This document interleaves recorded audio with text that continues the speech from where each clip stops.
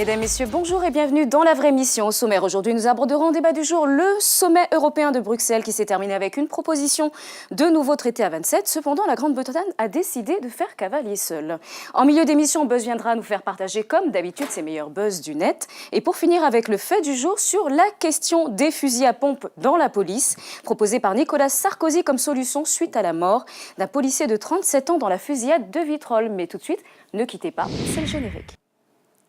Madame, Messieurs, bonjour, enchantée de vous retrouver. Et à mes côtés, comme d'habitude, mon cher Arthur, comment allez-vous? Très bien, Dilay, je vais bien. Très bien, je vous sens calme là pour l'instant. Ben, je suis de nature calme, Dilay. Ouais, bon, on va dire que vous vous préparez pour le sujet. Bonjour Ross, qu'est-ce qui se passe? Vous avez froid, vous n'êtes pas coiffé ce matin? Vous avez vu que lui-même, il était mort de rire quand il parlait de lui-même, d'ailleurs. Alors, on perd pas de temps et on part sur le grand débat du jour qui concerne le traité européen de 27 avec la Grande-Bretagne qui n'est pas d'accord et qui met son droit de veto. Alors, Ross, on commence par vous. Non, mais pas foutre de la gueule du monde. Mais ne convainc pas même certains membres de l'Union européenne, d'ailleurs. Même entre eux, ils le savent très bien que c'est pas forcément, c'est juste un palliatif de quelques jours. Et à chaque fois, on a vu que ça durait 2-3 jours. Et après, il fallait reconvoquer un nouveau sommet. Et on en est encore là. Alors, Arthur, pensez-vous vraiment que les Mercosy dominent un peu l'Union européenne, à eux seuls? Non, mais absolument pas. À quoi servent les autres pays, alors, si les Mercosy sont là, toujours en train de gérer tous les fonds? Absolument pas. Et quand on parle de 56% du PIB mondial, c'est avec tous les États. Vous voyez, le principe de la concurrence, eh ben, il joue. Et quand ça joue à plein feu, eh ben, ça sert nos intérêts. S'il vous plaît, sur ces derniers mots. Nous faisons jouer la concurrence. Ce sont les Européens qui jouent le jeu. Silence, voilà. Monsieur, merci.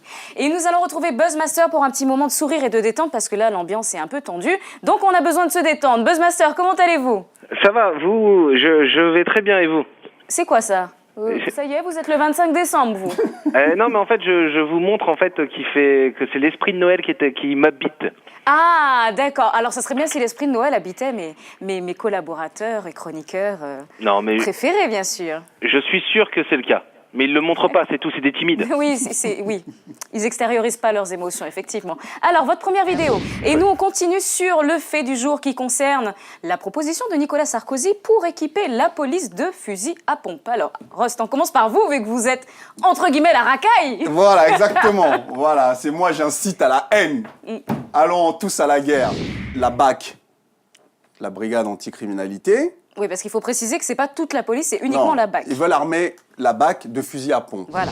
Ils dénoncent pas, ils manifestent leur réserve devant cette décision prise sur le coup de l'émotion par rapport à ce qui s'est passé à Vitrolles. Eh bien, justement, déjà, il faut cesser ces mises en scène perpétuelles. C'est-à-dire? Ces mises en scène perpétuelles. Vous voulez dire que juste parce à chaque fois, un policier a été tué, subitement, ils ont envie de... Non, mais à chaque fois qu'il y a un événement, un fait divers, il faut arrêter de s'en emparer de cette manière-là.